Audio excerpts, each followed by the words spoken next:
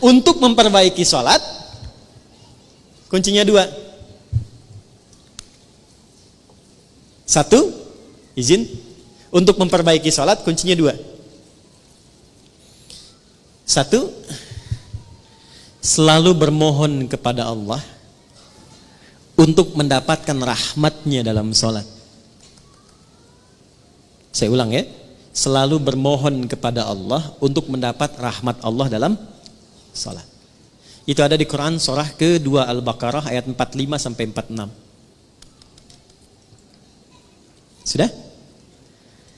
Saya merasakan sekarang jarang ada orang sholat dengan menggunakan rumus Quran itu. Yang penting sudah sholat gitu kan? Ya. Ibu pernah nggak mengharap rahmat Allah sebelum sholat? Supaya dirahmati dalam sholat? Pernah nggak? Ya? Coba deh. Makanya ibu masuk masjid ya. Kalau masuk masjid itu doanya apa? Allahumma ftahli abwaba. Ya Allah, mohon bukakan untukku pintu-pintu rahmatmu. Tuh ya. Mau masuk udah diajari oleh Nabi. Jadi sebelum masuk masjid, saat langkah kaki kanan itu dilakukan, minta apa? Rahmat. Masjid fungsinya untuk apa yang pokok? Sholat. Jadi masuk masjid, fungsi yang pokok untuk sholat. Sebelum sholat minta lu rahmat Allah.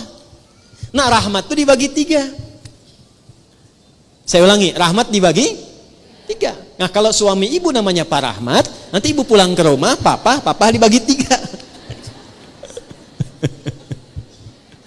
Udah, 1. Rahmat itu yang pertama solusi dari semua masalah hidup. Dah. Jadi kalau ibu sholatnya membawa motivasi itu, nanti kebawa enak sholatnya. Pas sujud ingat, dengan suami ada masalah tuh ingat, minta solusi. Nangis, selesai. Walaupun belum ada solusi, tapi hati tenang. Dan itu mengantarkan pada setengah solusi. Sudah? Yang kedua, pelan-pelan, ampunan dari dosa. Ampunan dari dosa. Nah, di antara fungsi sholat yang paling pokok itu menggugurkan dosa-dosa. Makanya Allah ingin dari pagi ke siang ada dosa, gugur dosanya. Dari siang ke sore ada dosa, gugur dosanya. Makanya ketika diwafatkan dosanya sudah hilang, tinggal pulang dalam keadaan bersih, digambarkan dengan kain kafan yang putih. Nah, itu fungsi sholat. Cuma apakah setiap orang sholat ada yang ingat dosa atau tidak, itu poinnya. Makanya tadi kalau dia sholat mengingat maksiatnya, gugur maksiat, nggak akan maksiat lagi, nggak akan maksiat lagi.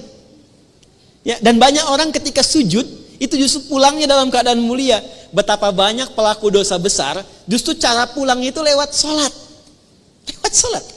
Ada yang sujud, gak bangun lagi. Insya Allah. Pengen begitu? Nanti zuhur ya, kan sekarang masih ada waktu tuh. Ada yang begitu tuh. Ya. Dan itu luar biasa indah. Ya, saya kan pernah cerita di sini juga kan. Ada seorang kakek, ini bukan ustadz bu. Saya ketemu orangnya. Itu orang sederhana, mungkin viral di langit tapi mungkin tak dikenal di dunia. Sederhana orangnya, nggak disebut kaya, biasa saja, pakai kaos, cuma jagain masjid, azan. Hari Kamis itu, ba'da asar sedang puasa sunnah loh, di masjid nunggu buka, cuman tiduran, merem melek tuh.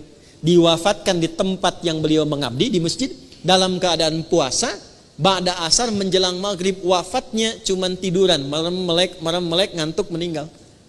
Hati-hati tuh belakang tuh, merem melek.